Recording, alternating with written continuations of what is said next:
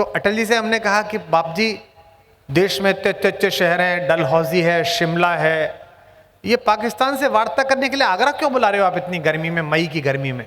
तो वो soup P रहे थे। तो मुझसे बोले अरे तुम कैसे कवि हो, पड़ोसी देश है, आगरा में प्रत्येक प्रकार की बातचीत का एजेंडा तय करने लायक जगह है। मैं समझा नहीं, मैंने कहा कैसे बाप जी? बोले देखो पड़ोसी देश है, मुशर्रफ जी को बुलाएंगे, आगरा में प्रेम का प्रतीक ताजमहल है, दिखाएंगे, मुशर्रफ जी मान जाएंगे। नहीं मानेंगे तो आगरा का पेठा बहुत प्रसिद्ध है, पेठा खिलाएंगे, मान जाएंगे। और नहीं मानेंगे तो आगरे की तो जूते भी बहुत प्रसिद्ध है। और फिर अगली बात जो बोली उस पर आपकी भी ताली उठ जाएंगी। बोले और फिर भी नहीं मानेंगे तो आगरे का पागल खाना तो है ही, वहाँ लगातार लोगों की आवश्यकता रहती है। तो उसी आगरा से रमेश मुस्कान जी अपने भीमकाय शरीर के साथ पधारे हैं। मेरा उनसे अनुरोध है कि वे अपना पार्थिव शरीर उठाएं और एक बार आप जोरदार तालियां बजाकर आप उनका स्वागत करें। श्री रमेश मुस्कान जी आइए। धीमे धीमे मत चलो, इतनी बजेंगी बस।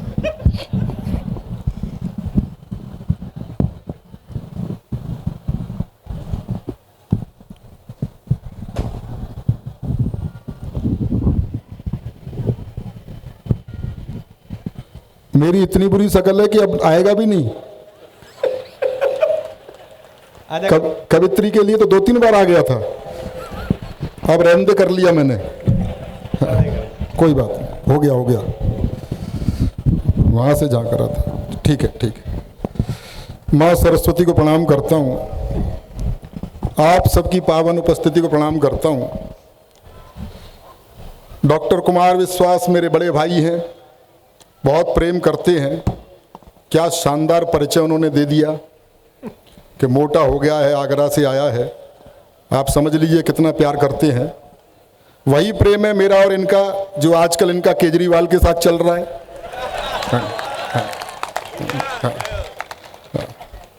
थोड़ी देर आनंद लीजिएगा। प्रेम प्यार की कविताएं साक्षी पढ़ गई, अक्षर तक घायल हैं और पता नहीं क्या क्या परेशानी बताई।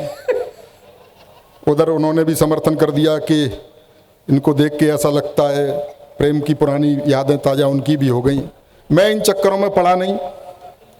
प्रेम प्यार की कविताओं से बहुत ज़्यादा प्रभावित होने की ज़रूरत है नहीं। ये कॉलेज टाइम में जो कुछ हरकतें की गई होती हैं उसका काव्यानुवाद है। हाँ, कॉलेज तो मैं भी जाता था लेकिन मैं पढ़ने जाता था। बहुत अच्छे। हाँ, प्रयास मैंने भी किए कोई प्रेमिका हो, ऐसा नहीं हो सकता इनको दिखी हो प्रेमिका की नीली नीली आंखें तो वैसा लिख दिया। मुझे तो उसके बाप की लाल पीली पहले ही दिख गई थी। हाँ, मैंने भी प्रयास किए कोई प्रेमिका हो। कोई मुख्य अतिथि जी आए हैं, मुख्य अतिथि जी शायद। नहीं। हाँ, प्रयाग गया तो सभी मुख्य अतिथि हैं। अच्छा। और इनके तो गले में फूल छाप पट्टा भी है तो परम मुख्य अतिथि है। बेटा ध्यान से देख ले, कभी भी मुख्यमंत्री बन सकता है वो। हाँ, भाजपा है। मैं कोई इस तरह की गजल वजल गीत वीत सुनाने वाला हूं नहीं। गजल के बारे में मेरा मानना यह है, गजल सुनने के बाद ऐसा लगता है कि जैसे अपनी कोई प्रेमिका थी, 10-12 प्रेमिकाएं थीं और छोड़ के चली गईं। मैं सच बता रहा हूं, पिछले दिनों जगजीत सिंह साहब की एक गजल सुन रहा था, नीरज जी बैठे हुए हैं। सुनने के बाद ऐसा लगा कि मेरी प्रेमिका मुझे छोड़ के चली गई तो मैं 1 घंटे रोया। उसके बाद याद आया कि अपने तो कोई प्रेमिका थी ही नहीं। फिर 2 घंटे रोया। फिर याद आया यार अपन तो शादीशुदा हैं, तो पूरी रात रोया। हाँ। हम और डॉक्टर कुमार विश्वास इकट्ठे जवान हुए, इसमें हंसने की क्या बात है? नहीं, सच बता रहा हूं, हम और डॉक्टर कुमार विश्वास इकट्ठे जवान हुए। वो बात अलग है कि जवान हो गए और मैं इकट्ठा। कई देशों की यात्राएं मैंने इनके साथ की हैं, 17-18 देशों में मुझे ये साथ ले गए हैं। प्रेम करते हैं इसलिए ले जाते हैं ऐसा नहीं है, इज्जत बचा के वहां से मैं ही लाता हूं। हाँ, नहीं सच बता रहा हूं भाई, जब भी किसी विदेश में किसी इमिग्रेशन से बाहर निकलेंगे तो विदेशी देखते हैं तो पहले कद काठ ही देखता है। भाई ज्ञान और कविता तो बाद में सुनेगा, पहले कद काठ ही देखते हैं। इनको देखते हैं तो कहते हैं भारत में भुखमरी है। बाद में मैं निकलता हूं तो समझ जाते हैं क्यों है। बहुत अच्छे। सच बता रहा हूं, आजकल इनको Y+ श्रेणी की सुरक्षा मिली हुई है। अच्छा, इनके साथ जो VIP व्यवस्थाएं हमें भी मिल जाती हैं, गेहूं के साथ बथुए को पानी। वो कमांडो आ जाते हैं भीड़ से बचाने के लिए, घेरा बनाओ घेरा बनाओ। मेरे पास भी आ जाते हैं कि घेरा बनाओ घेरा बनाओ। मैंने कहा भैया इनका बनाओ, मेरा तो बना हुआ है। इन्होंने प्रेम प्यार की कविताएं लिखी, मुक्तक लिखे, देश दुनिया ने गाए। मैंने कुछ तुक्तक लिखे हैं। अच्छा। मैं चाहता हूं एक दो तुक्तक आप तक पहुंचा दूं। एक बार जरा तालियां वालियां बजा दीजिए। स्वागत है। वाह। हाँ रमेश। इन्होंने लिखा, मोहब्बत सिर्फ एहसासों की पावन सी कहानी है, कभी कबीरा दीवाना था, कभी मीरा दीवानी है। मैंने कहा करके देखो मोहब्बत है क्या। मोहब्बत सिर्फ खर्चों की बड़ी लंबी कहानी है। समझ रहा हूं बहुत लोगों का बजट बिगड़ा हुआ है। हाँ, अब आनंद के साथ सुनना। कि मोहब्बत सिर्फ खर्चों की बड़ी लंबी कहानी है, कभी पिक्चर दिखानी है, कभी साड़ी दिलानी है। मास्टर रोज कहता है कहाँ है फीस के पैसे, मास्टर रोज कहता है कहाँ है फीस के पैसे, उसे समझाऊं मैं कैसे, मुझे छोरी पटानी है। इधर एक की तो चीख निकल गई। हाँ, एक तुक्तक और सुन लीजिए। ये कौन है भाई, कौन क्यों रो रहा है? बच्चा है। अच्छा, मोहब्बत के बाद का परिणाम है। हाँ, कोई दिक्कत। एक तुक्तक और सुन लीजिए। बहुत अच्छा। कुछ लोग जोड़े से आए हैं और हंस भी रहे हैं। हाँ, भाभी जी बच्चे को चुप करा लीजिए। हाँ, वरना मंच पे दे जाइए, या हेमंत पांडे फ्री हो गया, ये चुप करा देगा। नहीं नहीं, नहीं। करा लीजिए भाभी जी, करा लीजिए। मैं जानता हूँ बच्चे को चुप कराना कठिन काम है भाभी जी, लेकिन मैं ये भी जानता हूँ जब आप ठान लेती है तो बच्चा तो क्या इसका बाप चुप हो जाता है। आप कोशिश करें, एक बार तालियां बजाइए जोरदार रमेश। रमेश तो पढ़। हाँ, कुछ लोग जोड़े से आए और हंस भी रहे हैं, ये बड़ी बात है। बहुत मुश्किल काम है। कुछ युवा पीढ़ी के लोग बैठे हैं, कॉलेज प्रांगण में कार्यक्रम है। एक ज्ञान की बात सुन लीजिए। जिनकी हो गई है उनका तो मैं क्या कर सकता हूँ, लेकिन जो बचे हुए हैं वो सुन लीजिए। ये बीवी तो मुसीबत की ही लेकर आएगी आंधी, ये बीवी तो मुसीबत की ही लेकर आएगी आंधी, गुलामी में ही जियोगे न कुछ कर पाएंगे गांधी। अरे कुछ सीख लो अपने बड़े सलमान भाई से, सलमान खान। अरे कुछ सीख लो अपने बड़े सलमान भाई से, दूध बाजार का पीते रहे पर भैंस न बांधी। बहुत अच्छे। बहुत बढ़िया।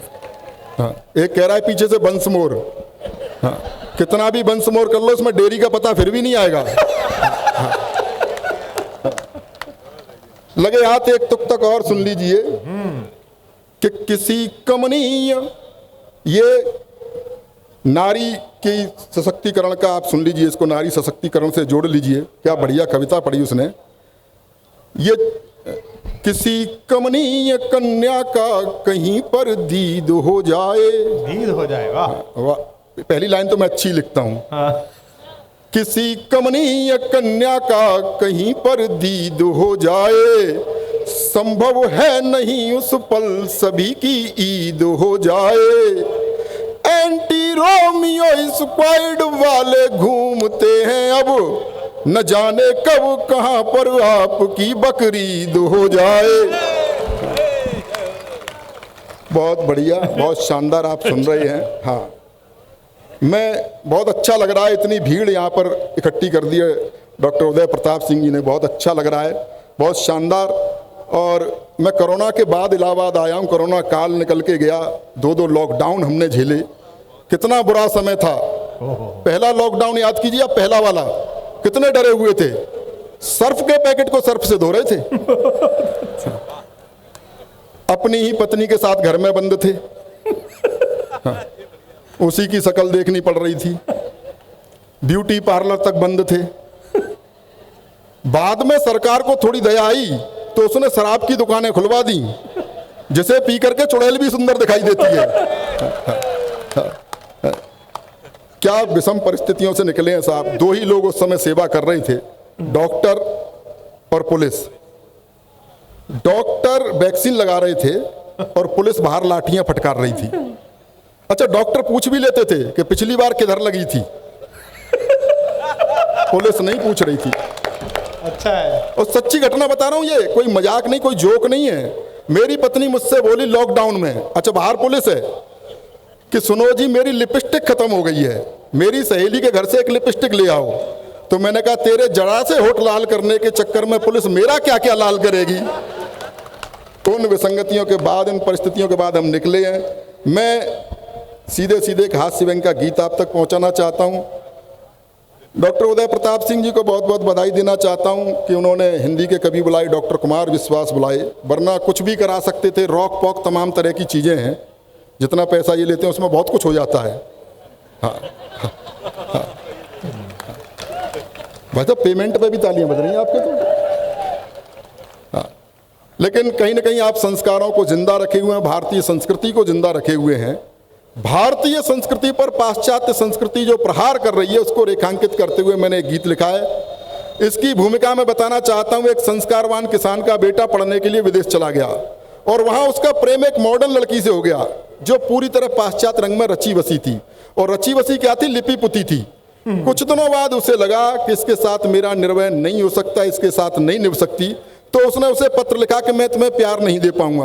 और क्यों नहीं दे पाऊंगा, सारे तर्क उसने उसमें लिखे, वो आप तक पहुंचाना चाहता हूं। एक बार तालियां बजा करके माहौल दे दीजिएगा। बहुत अच्छी कविता है। जो उसने लिखा, ओ कंप्यूटर युग की छोरी, ओ कंप्यूटर युग की छोरी, मन की काली तन की गोरी, किंच तो अपनी बाहों का गलहार नहीं दे पाऊंगा, करना मुझको माफ मैं तुमको प्यार नहीं दे पाऊंगा। यो कंप्यूटर युग की छोरी। हाँ, ताली वाली बजाते रही, आसाराम बापू की कथा नहीं हो रही है ये। हाँ, आप तो समझ रहे हैं, कभी आगे काम पर लगा दिए। क्यों नहीं दे पाऊंगा, तर्क सुनिए। कि तुम फैशन टीवी सी लगती, मैं संस्कार का चैनल हूँ। तुम फैशन टीवी सी लगती, मैं संस्कार का चैनल हूँ। तुम मिनरल वाटर की बोतल, मैं गंगा का पावन जल हूँ। तुम करो गाड़ियों की मांगे, मैं पाँव पाँव चलने वाला।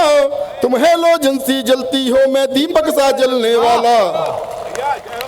तो चमक दमक वाला तुमको संसार नहीं दे पाऊंगा, करना मुझको माफ मैं तुमको प्यार नहीं दे पाऊंगा। यो कंप्यूटर युग की छोरी। अच्छा है। लड़की मॉडलिंग करती है कि तुम रैंप पर देह दिखाती हो, मैं संस्कार को जीता हूँ। तुम रैंप पर देह दिखाती हो, मैं संस्कार को जीता हूँ। जब तुम्हें देख सीटी बजती, मैं घूंट लहू का पीता हूँ। तुम सदा स्वप्न में जीती हो, मैं हूँ यथार्थ जीने वाला। तुम जाम टकीला पीती हो, मैं हूँ मट्ठा पीने वाला। तो फास्ट फूड भी मैं तुमको हर बार नहीं दे पाऊंगा, करना मुझको माफ मैं तुमको प्यार नहीं दे पाऊंगा। यो कंप्यूटर युग की छोरी। अच्छा है। संस्कार से मुझे याद आ गया, और ये भी कोई जोक नहीं है, सच्ची घटना बता रहा हूं। संजय दत्त को जेल से जल्दी छोड़ दिया था। आदरणीय जज साहब बैठे हैं। जेल में आचार व्यवहार संस्कार ठीक ठाक हो तो थोड़ी बहुत सजा कम हो जाती है। उसे जल्दी छोड़ दिया था इस आधार पर। यह खबर टीवी पर चल रही थी। मेरा एक 12-13 साल का भतीजा है, उसने खबर देखी और पूछा चाचा इसे जल्दी क्यों छोड़ दिया। मैंने कहा बेटा इसके जेल में आचार व्यवहार संस्कार बहुत अच्छे थे। बोले अच्छा आसाराम बापू जेल में भी नहीं मानने क्या? आनंद लीजिएगा कि तुम क्लॉक अलार्म से न जगो, मैं कॉक बांग से जगता हूँ। तुम क्लॉक अलार्म से न जगो, मैं कॉक बांग से जगता हूँ। तुम डिस्को की धुन पर नाचो, मैं राम नाम ही जपता हूँ। तुम डैडी को अब डैड कहो, अंग्रेजी की भी अंग्रेजी। तुम डैडी को अब डैड कहो, मम्मी को मॉम बताती हो। तुम करवा चौथ भूल बैठी, डे वैलेंटाइन मनाती हो। तो तुम्हें तुम्हारे सपनों का त्योहार नहीं दे पाऊंगा, करना मुझको माफ मैं तुमको प्यार नहीं दे पाऊंगा। यो कंप्यूटर युग की छोरी। और तर्क सुनिए कि तुम पॉप म्यूजिक सी बजती, मैं बंसी की धुन का धुनिया। तुम पॉप म्यूजिक सी बजती, तुम पॉप म्यूजिक सी बजती, मैं बंसी की धुन का धुनिया। मुझ पर डॉट फोन भी ना, तुम पर इंटरनेटी दुनिया। तुम मोबाइल के मैसेज सी, मैं पोस्ट कार्ड लिखने वाला। तुम टेडी बियर सी लगती, मैं गुब्बारा उड़ने वाला। अच्छा है। तो भौतिकवादी सुख साधन संचार नहीं दे पाऊंगा, करना मुझको माफ, मैं तुमको प्यार नहीं दे पाऊंगा। यो कंप्यूटर युग की चोरी। अच्छा है।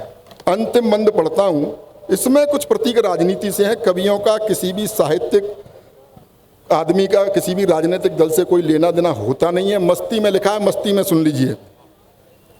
और इसमें जो अंतिम नाम आए उन्हें प्रणाम कर लीजिएगा, क्योंकि वो हमारे कुनबे से भी थे कि मैं धरती पुत्र मुलायम सा, तुम हो कठोर माया जैसी। मैं धरती पुत्र मुलायम सा, तुम हो कठोर माया जैसी। मैं सिंह गर्जना वाला हूं, तुम हथनी की काया जैसी। तुम सब कुछ अपना हार चुकी, तुम सब कुछ अपना हार चुकी, मैं जीता हुआ जुआरी हूं। तुम इटली की रानी जैसी, मैं देसी अटल बिहारी हूं। तो तुमको अपने जीवन की सरकार नहीं दे पाऊंगा, करना मुझको माफ, मैं तुमको प्यार नहीं दे पाऊंगा। वाह वाह, एक बार जोरदार